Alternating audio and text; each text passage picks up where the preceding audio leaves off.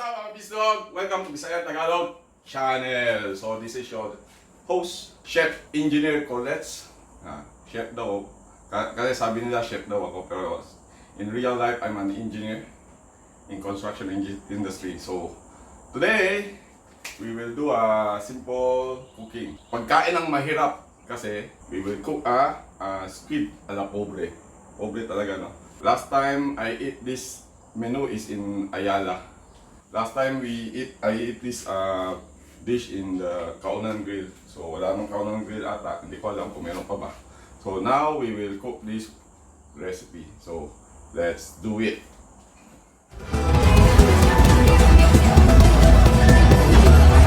Okay.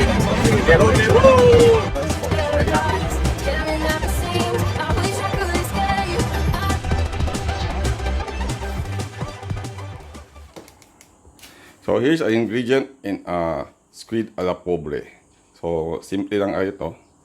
We have squid, lime, garlic, onion, tomato. Yan yung para toppings natin. Tsaka ito yung para architectural natin, ganun, no? Meron din tayong sizzling plate para kompleto. And then abalone sauce and black pepper. Okay? So let's start cooking. Kaya natin mix ang onion, tomato, ito yung para toppings niya, then garlic. Pag na-mix na natin yan, timpaan natin ang black pepper. Nakalimutan ko, kailangan natin lagyan ng asin, salt. So put a bit salt para pampawala ng lansa. A little bit abalone sauce. Aling 1 tablespoon. Pagkagawa na natin ng palaman, pwede nating palamanan yung squid. So first, kunin natin yung squid. Yan. Malinis na yung squid natin. Tinanggal ko yung loob niyan. Pwede na natin siyang palamanan.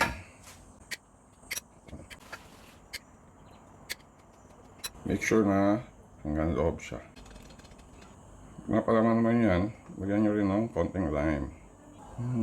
Yummy. Dalawang lime, okay na. Kung puno na yan, lagyan natin ng konting abalone sauce. Ayan, para mag-juicy siya sa loob. Pwede natin i-close. Using this one, lagyan natin yung ulo niya. Tusukin, hingat, baka matusok ang kamay.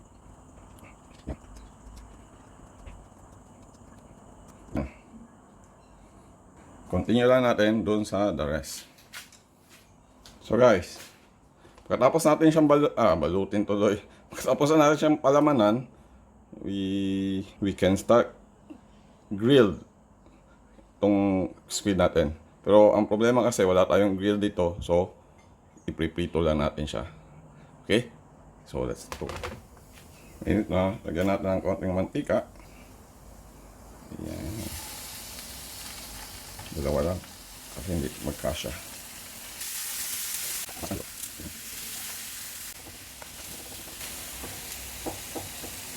Pag medyo luto na siya, step aside natin.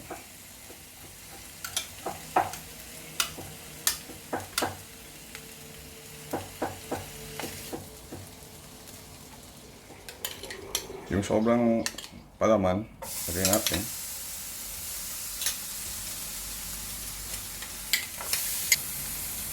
Lagyan natin ng sito, lime, some soy sauce, abalone sauce. Pwede rin kayong gumamit ng oyster sauce, pero ako mas gusto ko. Pero ako kasi mas gusto ko yung abalone sauce. Add some water. Pakuluin. Lagyan na natin ulit yung squid natin. Hintayin natin siya hanggang maluto ang. So habang pinakukuluan natin yan, i-ready natin ang sizzling plate. Pag mainit na yung plate, ayan, lagyan natin ng butter. natin ng onion ring. Yan.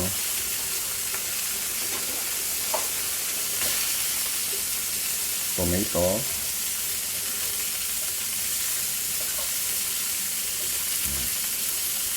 Tapos maraming onion ring. So, before nyo lagay dito, pa-direct na siya. So, ako, dito ko nang niluto. Tapos pag kulo nito, pwede nyo nang patayin. Pwede natin lagay yung squid natin. Ito tayo.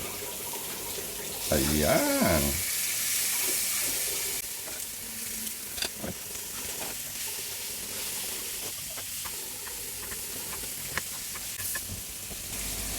Lagyan natin konting sauce. Ayan.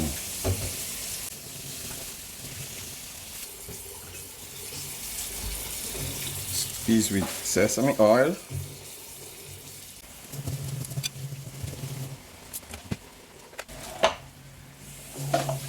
So, ready na siya. So, eto na yung ating dish. The Squid Al Pobre. Tikman na natin. Wow! Topping sauce. The best. So, for more recipe, just visit my channel, VisLog channel. And then if you want me to cook something for you, just comment down below. Sa abot natin makakaya, atin lulutuin. Thanks for watching. Bye! So guys, don't forget to like and subscribe my channel and click the bell button below for notifications.